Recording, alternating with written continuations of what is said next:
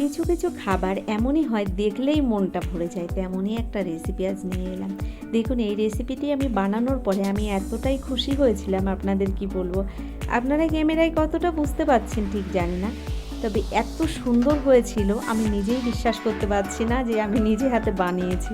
এত দারুণ হয়েছিল। আর এটা বানিয়ে নেওয়া কিন্তু খুবই সহজ, আপনারাও কিন্তু ঝটাপট বানিয়ে নিতে পারেন।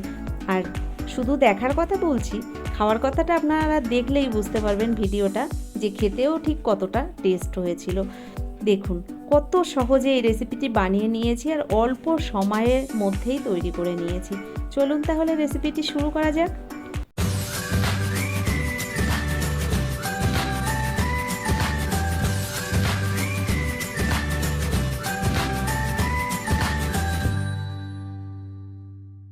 আজকের রেসিপিটি তৈরি করার জন্য প্রথমেই দেখুন একটা বাটি মেপে 1 বাটি সুজি নিয়েছি। এখানে আমি একটা বোলের মধ্যে আমি এই সুজিটাকে ঢেলে দিলাম। ওই বাটি মেপেই দেখুন আমি হাফ বাটি ময়দা নিয়েছি। ময়দাটাকেও সুজির মধ্যে আমি দিয়ে দিলাম। এবার দেখুন এর মধ্যে অল্প পরিমাণে একটু লবণ দিলাম। যে কোনো মিষ্টি রেসিপিতে একটু লবণ না দিলে কিন্তু স্বাদটা ঠিকঠাক আসে না। তো লবণটা দেওয়ার পরে 4 চামচ চিনি দিয়ে দিয়েছি আমি এই সুজি আর ময়দার মধ্যে। আর এখানে দেখুন দুধটাকে আমি আগে থেকে ভালো করে জাল করে দুধটাকে কিন্তু একটু ঠান্ডা করে নিয়েছি। পরিমাণ মতো দুধ দিয়ে দিলাম এই সুজি আর ময়দার মধ্যে। একটা প্যাচুলার দিয়ে ভালো করে দেখুন এই দুধটাকে মিশিয়ে দিচ্ছি এই সুজি আর ময়দার মধ্যে। তো এভাবে মিশিয়ে কিছুক্ষণ আমি রেখে দিয়েছিলাম, ওই 10 মিনিট মতো রেখে দিয়েছিলাম। ততক্ষণ কিন্তু চিনিটা সুন্দর গলে গেছে আর এই ময়দা আর সুজির মধ্যে সেট হয়ে গেছে। এবার আরও একবার দেখুন চামচ দিয়ে আমি মিশিয়ে নিলাম সব কিছু। এর মধ্যে এবার এক এক করে বাকি উপকরণগুলো আমি দেখুন দিয়ে দিচ্ছি। প্রথমেই দেখুন 1 চামচের 3 ভাগের 1 ভাগ রয়েছে বেকিং পাউডার। বেকিং পাউডারটা দেওয়ার পরে দিয়ে দিচ্ছি 1 চিমটি পরিমাণে বেকিং সোডা। বেকিং পাউডার আর বেকিং সোডাটাকে ভালো করে দেখুন এই ব্যাটারের সঙ্গে মিশিয়ে দিলাম। তো এভাবে কিছুক্ষণ টাইম ধরে কিন্তু ভালো করে ফেটিয়ে নিতে হবে, যাতে ঠিকঠাক এই বেকিং পাউডার সোডাটা সুন্দর মিশে যায়। এবার দেখুন দিয়ে দিচ্ছি এর মধ্যে জাল করে নেওয়া তাল রয়েছে। এখানে তালটাকে কিন্তু আগে থেকেই রান্না করা ছিল, আর এখানে ঠান্ডা তালটাই আমি ব্যবহার করছি। তো এখানে প্রায় 4 চামচ পরিমাণে আমি তাল ব্যবহার করেছি। তালটাকে বেশ ভালো করে দেখুন এই ব্যাটারের মধ্যে আমি মিশিয়ে নিচ্ছি। তবে এখানে আমার মনে হচ্ছে তালটা আরেকটু লাগবে, তো এখানে আমি আরও 1 চামচ মতো তাল দিয়ে দিলাম। দেখুন এই তালটাও দেওয়ার পরে ভালো করে আমি মিশিয়ে নিচ্ছি এই ব্যাটারের সঙ্গে। তো এখানে দেখুন তালটাকে সুন্দর করে কিন্তু আমি মিশিয়ে নিয়েছি এই ব্যাটারের সঙ্গে। এবার দেখুন এখানে আমি একটা ইডলি মেকার থেকে ইডলির বাটিগুলোকে সুন্দর করে তেল ব্রাশ করে দিচ্ছি। আর এখানে আপনারা ঘিও ব্রাশ করে নিতে পারেন। আমি এই বাটিগুলোর মধ্যে একটু তেল ব্রাশ করে দেওয়ার পরে এই ব্যাটারটাকে আরও একবার ভালো করে ফেটিয়ে নিলাম। ব্যাটারটা সুন্দর সেট হয়ে গেছে, দেখুন আপনারা দেখে বুঝতে পারছেন।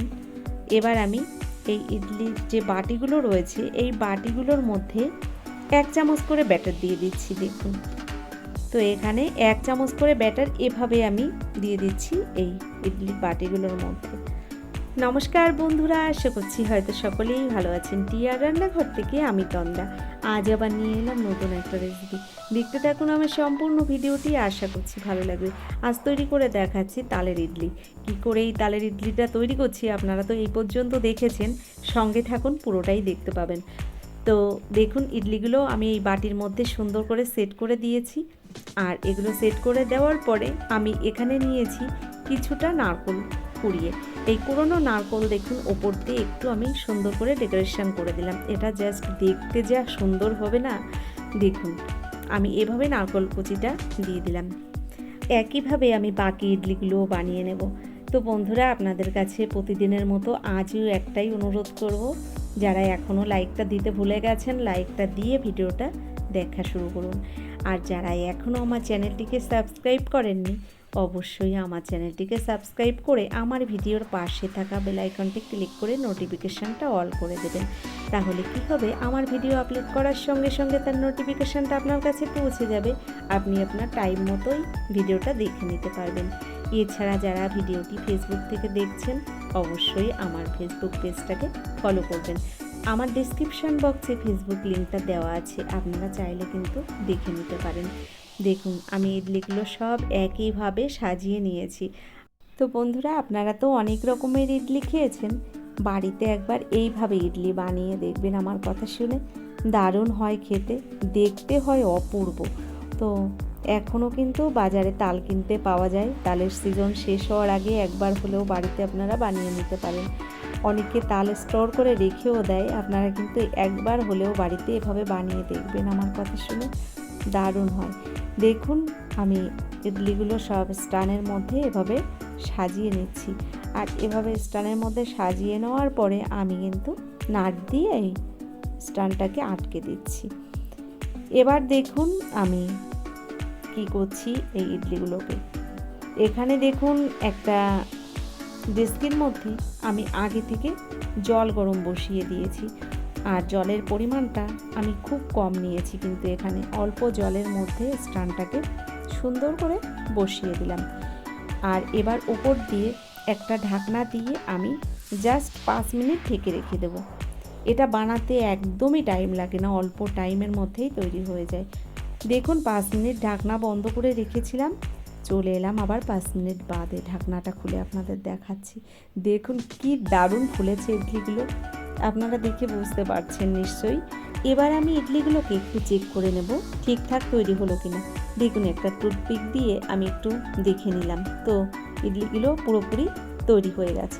এবার নামিয়ে আমি ঠান্ডা করে নেব। তো দেখলেন তো কত সহজ একটা রেসিপি, আপনারা কিন্তু যে কোনো সময় এটা বানিয়ে নিতে পারেন।